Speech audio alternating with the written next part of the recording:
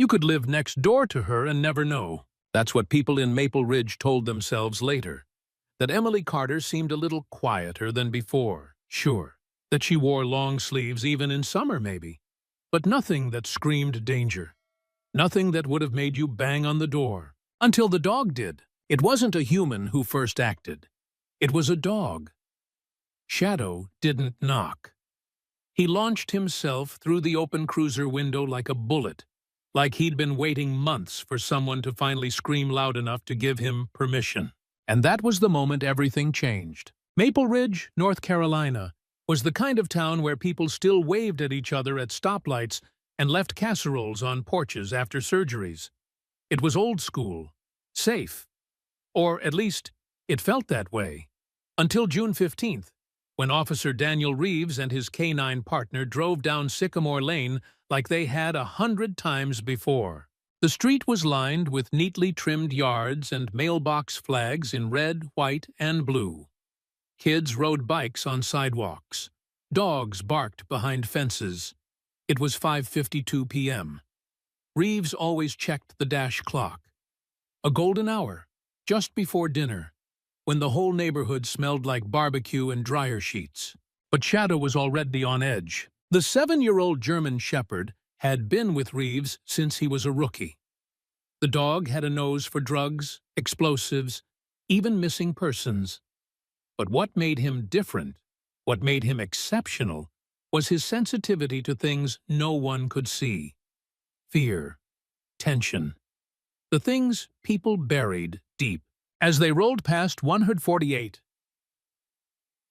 Sycamore Lane, Shadow stood up in the back seat. Reeves glanced in the mirror. "Easy, boy. We've been over this street a dozen times." But Shadow didn't sit. His ears pinned forward. His body was rigid, focused. Then the scream. It cut through the summer air like a knife.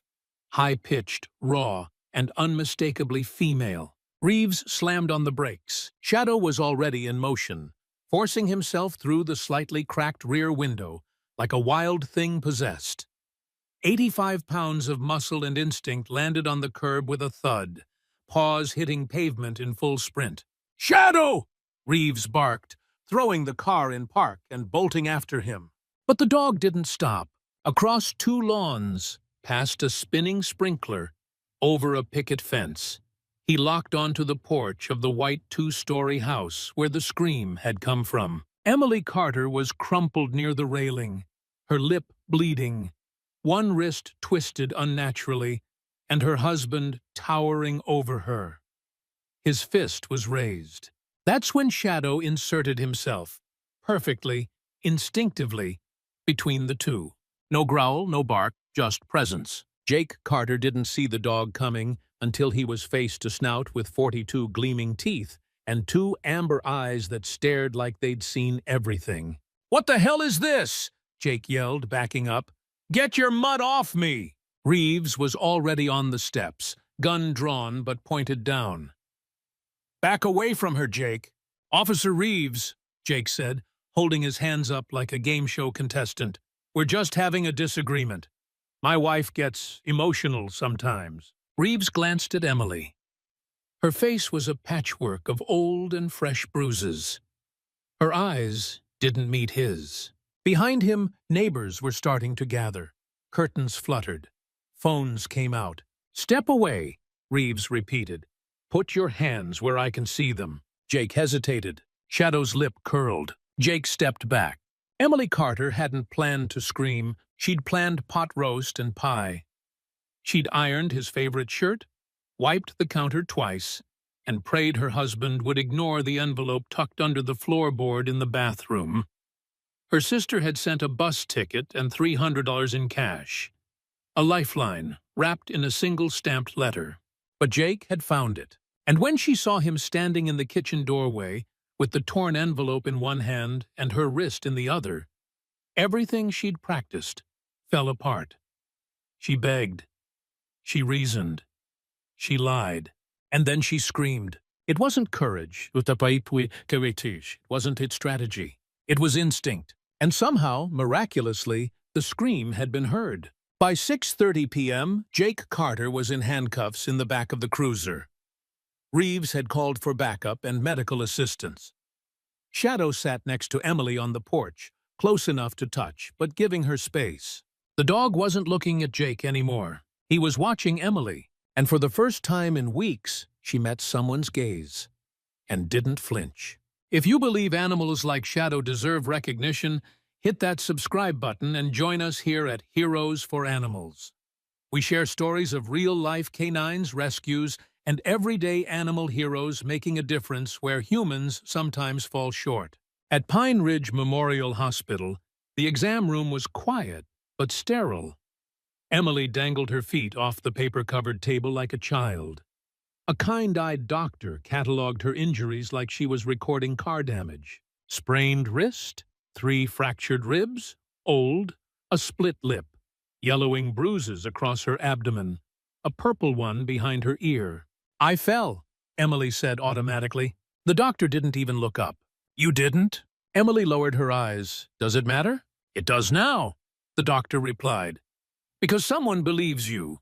And they brought backup. Shadow, it turned out, had refused to leave the patrol car.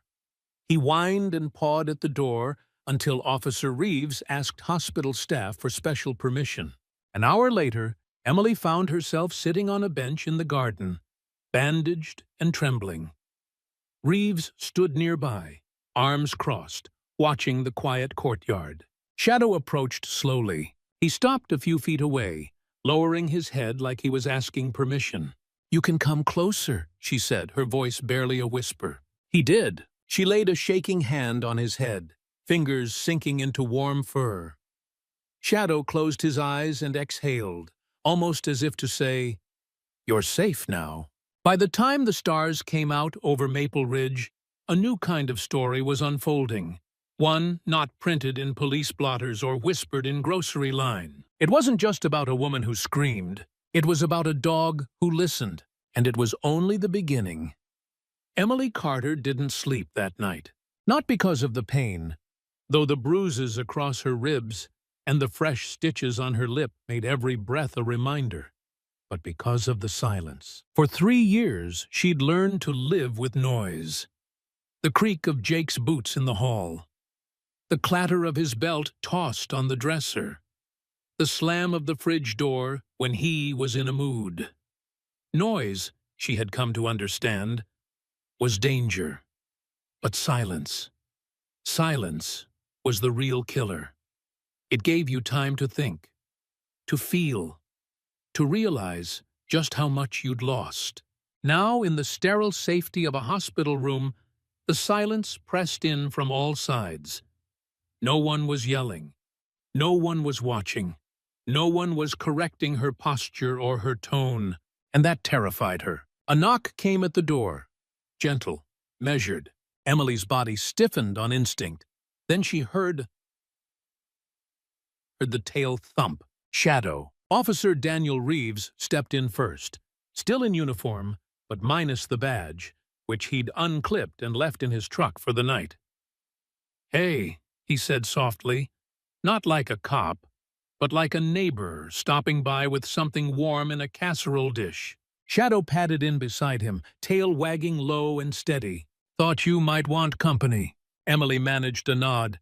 "I didn't think dogs were allowed in here." "Technically, they're not," Reeves said, "but the doc said you were special circumstances." He sat in the chair by the window, leaving Shadow to cross the room and settle beside Emily's bed. She reached out. The dog rested his head on the edge of the mattress, eyes never leaving hers. For a few seconds, neither of them spoke. Finally, Reeves cleared his throat. "I stopped by your house this morning, just to grab your essentials. Clothes, ID, medications. I thought you'd be discharged soon." "You went inside?" Emily asked, her voice barely above a whisper. "Yeah, I had legal clearance." She swallowed hard. "Did you find it?" "Find what?" She hesitated, then said, "Under the bathroom sink. The 3rd tile is loose.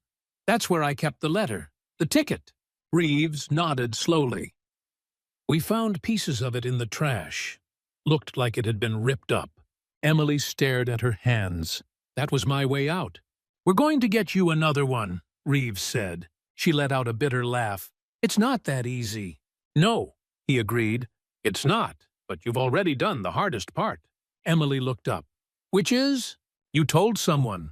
2 days later, she was released. The women's shelter was full. The town only had one, a small renovated duplex on the edge of Maple Ridge called Haven House. It had 5 rooms, 6 beds, and a 2-week wait list. Her sister Karen was still driving in from Raleigh, but with Jake already out on bail, Reeves didn't want to leave Emily alone, even for an hour. I've got a spare room, he said outside the hospital, holding the car door open. Nothing fancy, but it's quiet, and the fridge is stocked. Emily stared at him like he'd offered her a parachute mid-plunge. I don't know. Shadow will be there too. That sealed it. Reeves lived 10 minutes outside of town, in a 1-story rancher tucked behind a line of pine trees. The yard was wide and unfenced, the house older but clean. The porch light flickered when he jiggled the switch, and the mailbox leaned slightly to the left, like it had given up standing straight years ago. Shadow jumped out of the back seat and led the way inside. Emily followed, clutching the paper bag that held her medication and the same clothes she'd been wearing when she screamed. The house smelled like cedar wood and coffee. A cross hung on the entry wall. Boots lined up near the door. Shadow's bed, a thick memory foam pad, sat near the fireplace in the living room. Guest rooms down the hall, Reeves said. Bathrooms shared, but I've got a separate entrance if you want privacy. Emily paused in the hallway, glancing at family photos. A woman in a sun hat stood beside Reeves in several frames. Your wife? He nodded. Catherine, she passed. Breast cancer, 2018. I'm sorry. Thanks. They didn't speak much that first night. Reeves made grilled cheese and soup, left it on the counter, and let her eat when she felt like it. Shadow never left her side. He followed her into the hallway, sat outside her bedroom door. At one point, when she startled awake from a nightmare, he was lying beside her bed, eyes open, ears alert. You're not just a canine, she whispered to him in the dark.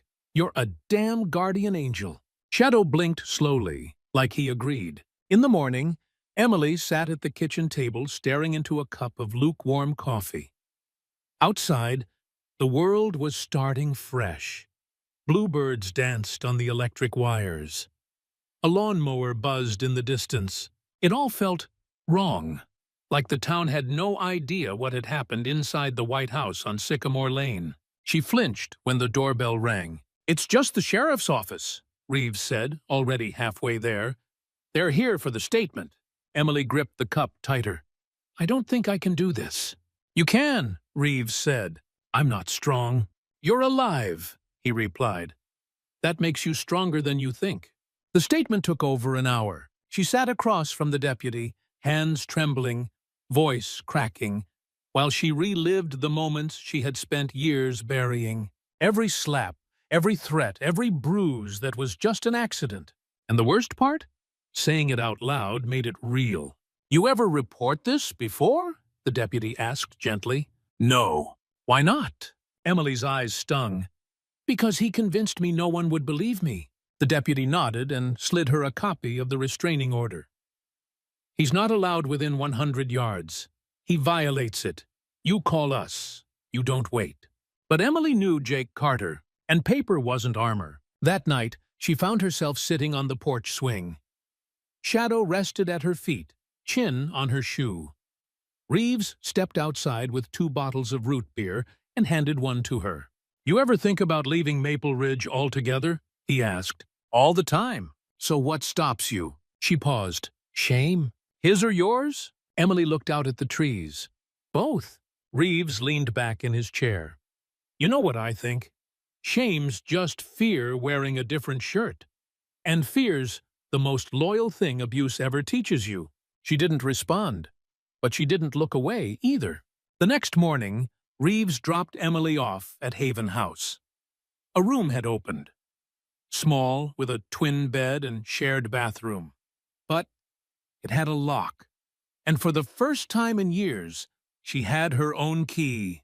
Before she got out of the car, she turned to Reeves. "Thank you for not treating me like I was broken." "You're not," he said.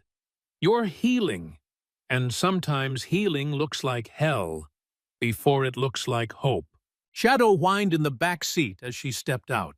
Emily leaned in and kissed the dog's head. "You saved me, boy," and he'd do it again, if she ever needed him to. The courtroom smelled like lemon floor polish and old tension. Emily Carter sat on the hard wooden bench at the front of the courtroom, hands folded tightly in her lap. Her palms were sweating through the tissue she had been crushing for the past 20 minutes. Her blouse, new from the thrift store, itched at the collar. Her sister Karen sat beside her, fingers wrapped around Emily's like a lifeline. Across the room sat Jake. He wore a crisp blue button-down shirt, hair combed, jaw freshly shaved. His expression was soft, concerned even. He looked like someone you'd ask for help changing a tire, not someone who'd thrown his wife across a living room for talking back. That was Jake Carter's gift. He didn't look like a monster. He looked like a husband. And in Maple Ridge, sometimes that was enough to win a jury. The prosecution was led by District Attorney Carla Nguyen, sharp, methodical, unapologetic. She wore her authority like armor. The defense was Richard "Richie" Gallman, a local attorney who'd made a career out of defending small-town royalty. He smiled too much, especially when he called Emily Mrs. Carter, as if the name still belonged to her. The courtroom was packed. Jake's side of the gallery included his parents, two of his co-workers from the construction company, and the pastor from First Baptist. Emily's side was smaller. Karen, a few women from Haven House, Dr. Rowan, the ER doctor who had treated her injuries, and Officer Daniel Reeves. Shadow wasn't supposed to be in the courtroom, but Judge Avery made an exception. "He's a working K-9, Reeves had argued, and he was present the night of the incident. He's relevant." Judge Avery wasn't known for sentiment, but even he had read the national headlines. "K-9 saves woman from abusive husband. Small town reacts." He allowed Shadow to remain as long as the dog didn't make a sound. Shadow lay at Reeves's feet, head resting on his paws, eyes trained on Jake Carter. Emily hadn't wanted to testify. When she got the subpoena, she'd cried for an hour. But in the end, she showed up, because if she didn't, who would? Gallman wasted no time. "You've testified that your husband struck you on June 15th, he began. "But isn't it true that you never reported abuse during the first 3 years of your marriage?" Emily's throat tightened. "That's true. Not to police? Not to friends? Not to your own family?" She shook her head. "No." "Why not?" She took a breath. "Because I was scared." "Of what exactly?" She glanced at Jake. "Of not being believed." Gallman paced. "So your fear stopped you from saying anything. And yet, suddenly, you scream on your front porch loud enough to alert the neighborhood?" "Yes." "What changed?" She hesitated. "I thought I was going to die." Nguyen stepped in for redirect. "Emily," she said, "why didn't you leave sooner?" Emily looked out at the jury. They were a mix of retirees, one teacher, a bank teller, a man who ran the local HVAC company. Good people. People who smiled at Jake in the grocery store. People who said things like, "He's always been polite to me." "I tried," she said quietly. 3 times. Nguyen nodded. "What stopped you?" "My car title's in his name. My bank account, too. He went through my phone. He controlled every single thing. And when I hid a bus ticket in the bathroom, he found that, too." She looked down at her hands. "It's not easy to leave someone who's made sure you have nowhere else to go." Jake Carter took the stand that afternoon. He smiled like a man inconvenienced, not accused. "I love my wife," he began. Correction. Loved. She's emotional, sensitive. There were disagreements, sure, but abuse? He laughed. "I would never." Gallman walked him through the photos, the bruises, the ER report. "I never laid a hand on her unless it was to restrain her from hurting herself," Jake claimed. "She throws things when she's upset, screams, slaps." "And the bruises?" "She bruises easily, always has." Reeves shifted in his seat. Shadow's head lifted slightly. Gallman pressed on. "The night of June 15th, did you hit your wife?" "No, sir. I tried to stop her from running out barefoot into the street. I was afraid she'd hurt herself. She was hysterical." Nguyen stood for cross-examination. "Mr. Carter, you testified that your wife was hysterical that night. Did you call 911? "No." "You testified that she attacked you. Did you report those injuries?" Jake hesitated. "No." "Because there weren't any, were there?" Jake's smile faltered. Later, Reeves took the stand. He told them about the call, about the scream, about how Shadow had broken protocol and launched through the cruiser window. "And when you arrived at the scene, Officer Reeves," Nguyen asked, "what did you witness?" Jake Carter raising his fist. Emily on the porch, bleeding, disoriented, frightened. "And Shadow?" He placed himself between them. He didn't bite, didn't bark, just shielded her. Nguyen nodded. "Has he ever done that before?" "Never." Gallman took over. "Officer Reeves, would you describe your dog as emotionally reactive?" "No." "But you agree he broke protocol that night?" "Yes, because he sensed a threat." "You're saying your dog felt something?" Reeves stared at him. "I'm saying my partner knew what was happening before anyone else did." Gallman scoffed. "With respect, officer, your testimony makes it sound like your dog arrested my client." "He did what no one else had done," Reeves said. "He stepped in." On the final day of testimony, the jury watched the security footage. Grainy, tilted, black and white. But clear enough. Jake grabbing Emily's arm. Emily stumbling back. Shadow racing across the lawn like a rocket. Emily's scream caught on a neighbor's doorbell camera. It was all there. Still, the defense pushed doubt. "She ran," Gallman told the jury. "She's emotional. She's embarrassed. This whole case is a story built on hindsight and heartstrings." Nguyen countered, "You don't have to break bones to break someone's spirit." But Jake Carter did both. And he did it behind closed doors, trusting no one would believe her. The jury deliberated for 3 hours. Emily sat in a side room, sipping lukewarm water from a paper cup, knees bouncing with tension. Karen paced. Reeves stood by the door, arms crossed, watching the hallway. Shadow lay in the corner. When the knock came, everyone stopped breathing. The bailiff's face said it all. The jury had reached a verdict. The courtroom was still. Judge Avery asked the foreman to rise. "In the matter of State versus Carter, Count 1, domestic assault, how do you find?" A pause. "Guilty?" Emily's knees nearly gave out. "Count 2, violation of protective order." "Guilty." The courtroom erupted in whispers. Jake looked stunned. For the first time since the trial began, his mouth tightened into a line. The judge called for silence. Bailiffs moved in to take Jake into custody. He didn't go quietly. "You ruined my life," he yelled at Emily. "You think this is over? You think—" Reeves stood. Shadow growled low and steady. Jake shut his mouth.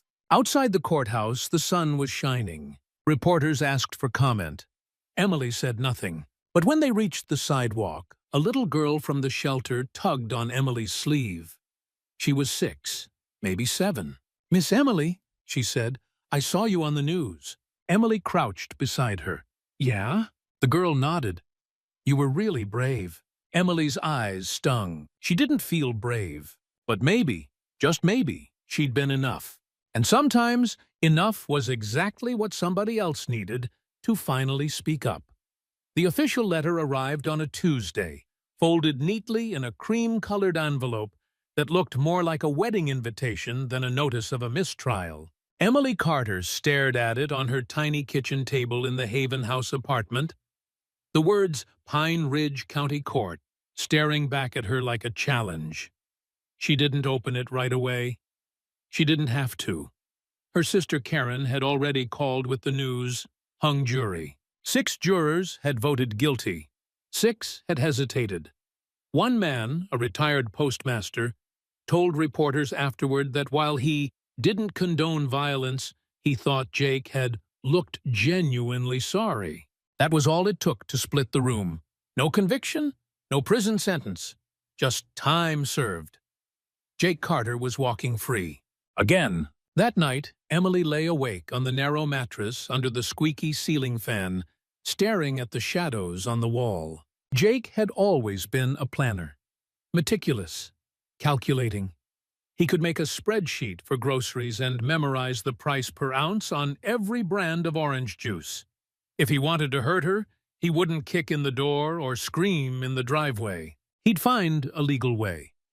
A clever one. Something that looked like coincidence. Her phone buzzed on the nightstand. Unknown number. I knew they wouldn't believe you. No one ever does. Let's talk. Just like old times. Emily sat up straight. Her whole body went cold. It had been 3 weeks since the trial. He was supposed to keep 100 yards away. The restraining order was still active. But Jake never respected paper. He respected power. And this was a reminder that he still had it. Emily reported the message first thing in the morning. Officer Reeves met her in the shelter's community office, legal pad in hand, Shadow right beside him. She showed him the phone. Reeves snapped photos of the screen and asked all the right questions. New number? Yes. You sure it's him? She nodded. He used the phrase just like old times. That's what he said the night I told him I wanted to leave. Right before he grabbed my wrist. Reeves clenched his jaw. We'll submit this to the DA's office. It's a clear violation.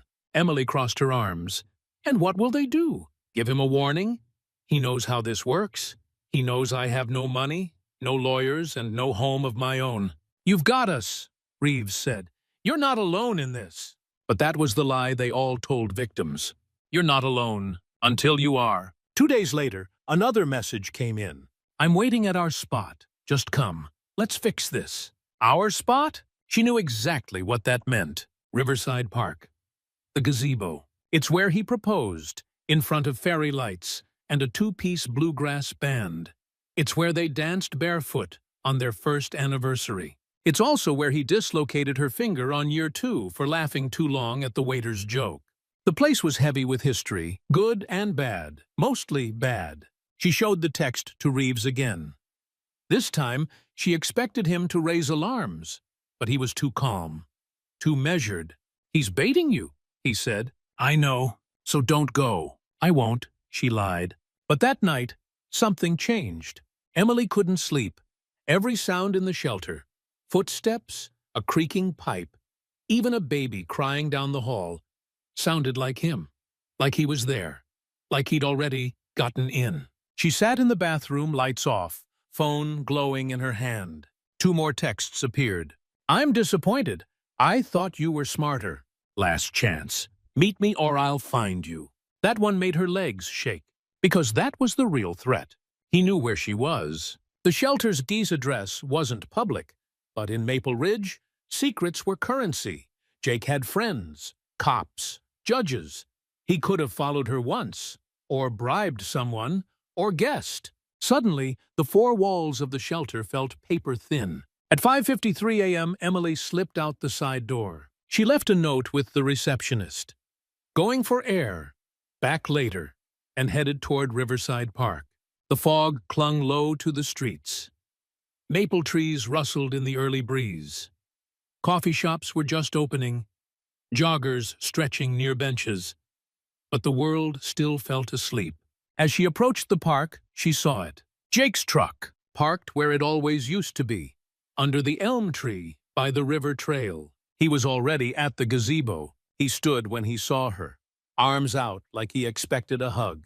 There she is, he said with that smooth voice that once charmed her into thinking love meant control. My girl. Emily stopped 3 steps from the base of the gazebo. You're violating the order. He smirked. Nope. Technically, you came to me. I was just enjoying the sunrise. If anyone asks, you chased me. She stared at him. What do you want, Jake? Us, he said, stepping down toward her. I want us back. I want you to come home." She backed up. "That'll never happen." Jake's voice dropped.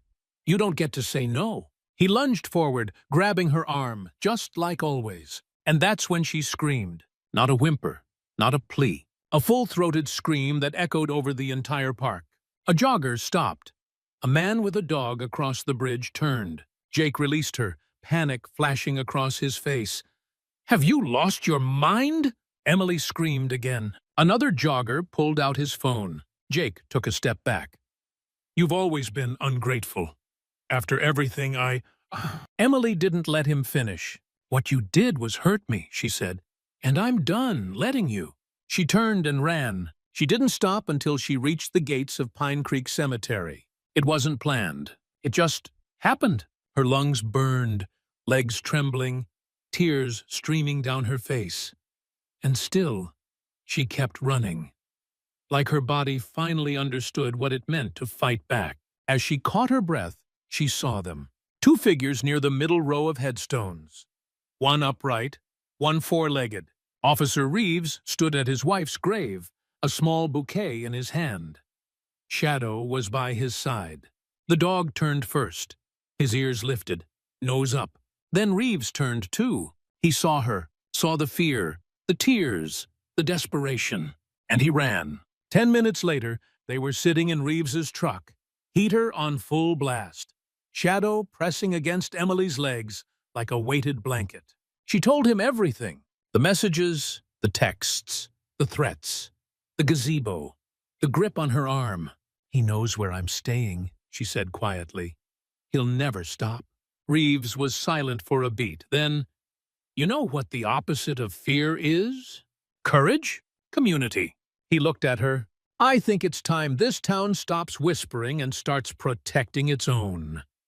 By Sunday afternoon, Pine Ridge felt like it had finally reached its boiling point. The sun hung low over the steeple of First Baptist, casting long shadows across Maple Street.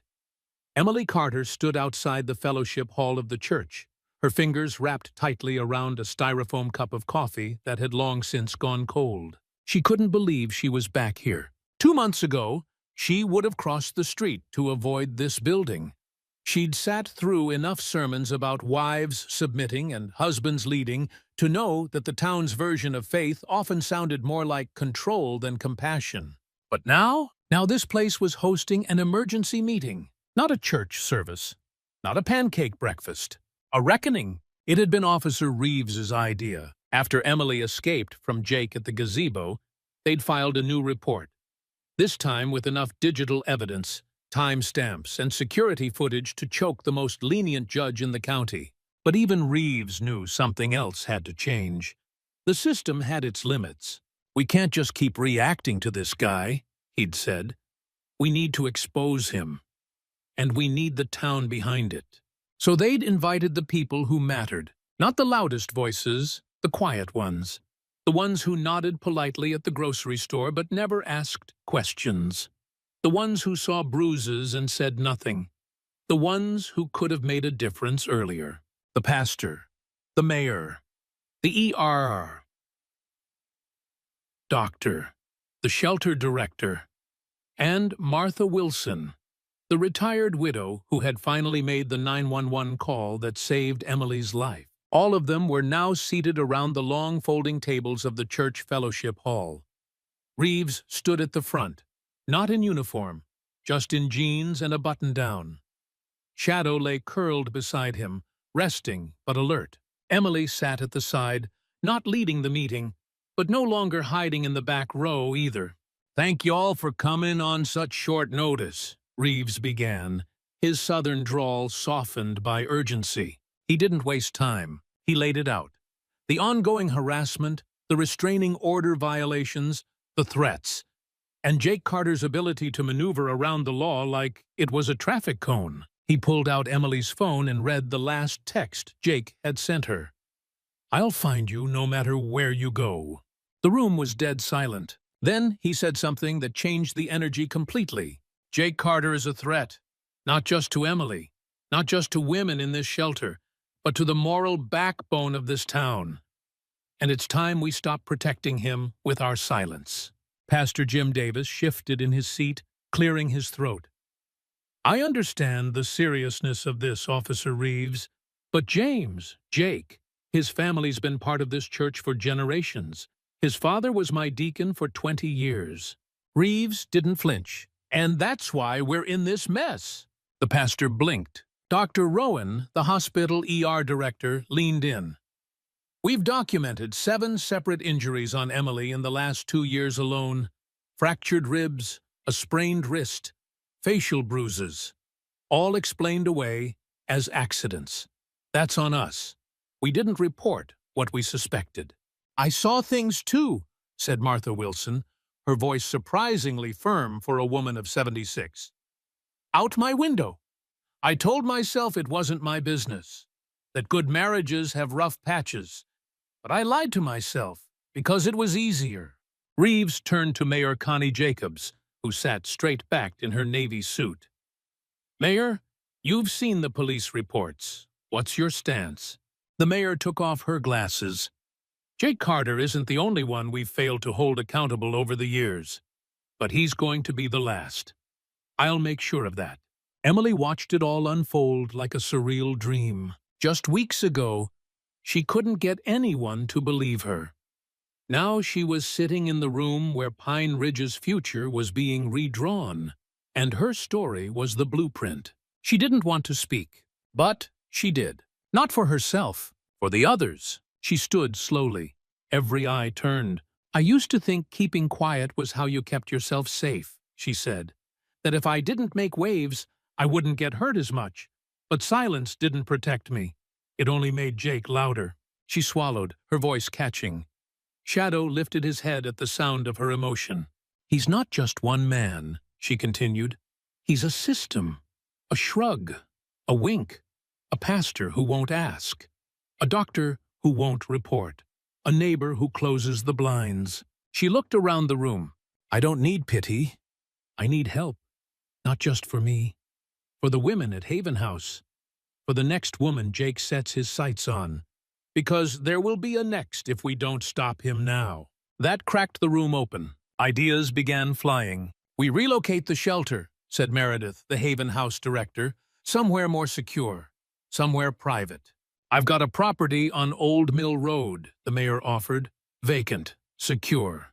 It can be renovated within a week. We fund a surveillance system, added Pastor Davis, eyes cast down. And I'll personally donate to staff training at the shelter. No more hiding behind doctrine.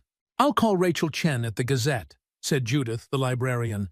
She's been dying to publish a piece on domestic violence in small towns. This time, we give her real names, real voices, if Emily's okay with that. Emily nodded. Yes. By the time the meeting ended, a plan was forming. A rotating community patrol to escort women to work and school. A public awareness campaign titled Speak Up, Pine Ridge. A petition to the state to review past domestic violence cases that had been dismissed. And a social network, a private group of women and allies who would document, report, and advocate in real time. Jake Carter might still have allies in town, but so did she. 2 hours later, as Reeves drove Emily back to Haven House, she stared out the window in silence. Everything okay? He asked. I never thought this town would believe me. Some still don't, he admitted. But enough do. She looked at Shadow, now curled in the back seat. He believed me before anyone. Reeves smiled. That's his gift. No, she said, shaking her head. That's his calling. Back at the shelter, Karen was waiting in the lobby. She held 2 coffee cups and a folder. What's this? Emily asked, eyeing the folder. Your name, Karen said. A new bank account, under your name only. I added you to my phone plan, and there's a clean title to a used car I signed over. Emily blinked. How did you... I've been your sister a long time, Karen said. Long enough to know when to push, and when to fight. Emily hugged her so tightly that the coffee sloshed onto the floor. Later that night, as Emily lay in her bunk in the shelter, she pulled out a notepad. She began writing the names of every woman she'd met in group therapy, every survivor at Haven House, every ally who had shown up for her. She wasn't sure what she was building, a network, a movement, Maybe just a list of people who refused to look away anymore. The list was short, but it was growing, and in a town like Pine Ridge, sometimes all it took to start a revolution was one woman, one dog, and a town tired of being quiet. The first time Jake Carter was arrested, it had taken a scream, a dog, and a porch full of witnesses. The second time, it took a town that refused to stay silent. It started the morning after the town meeting, with a knock at the door of Pine Ridge's oldest barber shop. Hank Dawkins, who'd cut hair there for 40 years, opened up to find Officer Reeves and Shadow standing outside. "You've seen Jake lately?" Reeves asked. Hank squinted. "Saw him yesterday. Tried to schedule a trim, but he looked half crazy. Said something about people turning on him. Did he say where he was headed?" "Nope, but he had that look, like when a dog gets cornered, real quiet, real dangerous." That was all Reeves needed to hear. Jake Carter had disappeared. His truck was gone. His phone off. His buddies weren't answering texts. And his parents, embarrassed by the town's sudden wave of sympathy for Emily, claimed they hadn't spoken to him in days. But the truth? Jake hadn't gone far, because Jake didn't run. He waited. And he watched. At Haven House, the shelter was buzzing with activity. Volunteers painted walls in the new facility across town. The mayor had pushed through funding for cameras, reinforced locks, and an anonymous hotline. Emily had joined a local task force to train employers in identifying signs of abuse in workers. She had a part-time job at the library now. She'd even started taking online courses in social work. But deep down, she never stopped checking over her shoulder. Jake's texts had stopped. His face hadn't shown up at the courthouse again. The judge had finally issued a warrant for violating the restraining order, but no one could serve it if he couldn't be found. "I don't like it," Reeves said one night as they stood outside the shelter. "This quiet. It's not normal." Shadow stood beside them, tail twitching. "I know that feeling," Emily replied. "It's the silence right before the worst fight." And the fight came 3 nights later. Emily was walking back from the library after staying late to help with a community event. She usually drove, but her car was in the shop, and she figured the 10-minute walk would be fine. Safe! She passed the park. The lights on the footpath glowed warm and steady. She didn't see the figure step out from the alley until it was too late. Jake. He looked thinner, wilder, desperate. "You think they've beaten me?" he hissed, grabbing her by the wrist. "You think some news articles and church ladies are going to protect you from me?" Emily yanked her arm, but he held tight. "Let me go. You ruined my life. You made your own choices." Jake's eyes glinted in the dark. "You thought you could turn the whole town against me and just walk around free?" He reached for something in his coat pocket. Emily screamed. It happened fast, a blur of fur. The sound of Reeves's truck tires skidding, a deep, guttural growl that tore through the night like thunder. Shadow launched himself from the vehicle. No hesitation. Jake turned just in time to be knocked off balance, whatever was in his hand clattering to the sidewalk. Shadow didn't bite. He pinned, paws to chest, growling, teeth bared, but controlled. Officer Reeves was there in seconds, gun drawn. "On your stomach, Jake! Hands out!" Jake didn't move. Shadow growled louder. Jake complied. Reeves cuffed him, read him his rights, and collected the object from the ground. A switchblade. The arrest made headlines, not just in Pine Ridge, but statewide. Local woman targeted after domestic abuse trial, saved again by canine officer. The mayor issued a statement applauding the rapid and courageous actions of law enforcement and the continuing bravery of Emily Carter. The judge denied Jake bail this time. He was held pending trial for violation of a protective order, attempted assault with a deadly weapon, and stalking with intent to harm. The sentence, if convicted, would not be lenient. Emily spent the next few weeks slowly reclaiming peace. People stopped her at the grocery store. "You were brave. You gave my sister the strength to leave. You're why I joined the neighborhood patrol." Some handed her notes. Some just nodded. The whispers were gone. In their place, a community had found its voice. At the grand opening of the New Haven House location, Emily stood at the podium beside Meredith, the shelter director, and the mayor. The ribbon was purple for domestic violence awareness. Pastor Davis prayed. Shadow sat beside Reeves, wearing a new collar embroidered with protector. When it was Emily's turn to speak, she took a breath and scanned the crowd. "I used to think survival meant hiding," she began. "That if I kept my head down, if I smiled enough, cooked enough, stayed small enough, maybe I'd be safe." She paused. But safety doesn't come from shrinking. It comes from being seen. And I see every woman standing behind me today. Every survivor. Every friend. Every ally. Applause. Jake Carter tried to make me invisible. Shadow, she turned to the German shepherd, refused to let that happen. More applause. A few tears. When people say one voice can't make a difference, I say it made all the difference to me. That night, back at her new apartment, Emily sat on the porch with a cup of tea. Reeves pulled into the driveway and joined her, Shadow trotting ahead to lay at her feet. "Busy day, he say," he said. "Yeah," Emily replied, "but a good one." They sat in silence for a moment, watching the stars come out. "You ever think about what's next?" he asked. "All the time," she said. "I used to be scared of it. And now?" She looked at Shadow, then at Reeves. "Now I'm just open." The next morning, Emily opened her laptop and clicked Publish on her first blog post for the Speak Up Pine Ridge Community Project. The title, "The Dog Who Believed Me First." She didn't know how many people would read it. She didn't care. The words were hers now, and that was enough. Thank you so much for following Emily and Shadow's journey. This story was about more than one woman or one dog. It was about what happens when courage meets silence and refuses to back down. We'd love to hear from you. Do you think animals can sense danger in ways we can't? Has there ever been a time when your pet, or someone else's, stepped in to protect or comfort you? Let us know in the comments, and if you haven't already, subscribe to Heroes for Animals for more true stories of loyalty, courage, and the incredible bond between humans and the animals who save us. Until next time, stay strong, stay loud, and never walk alone.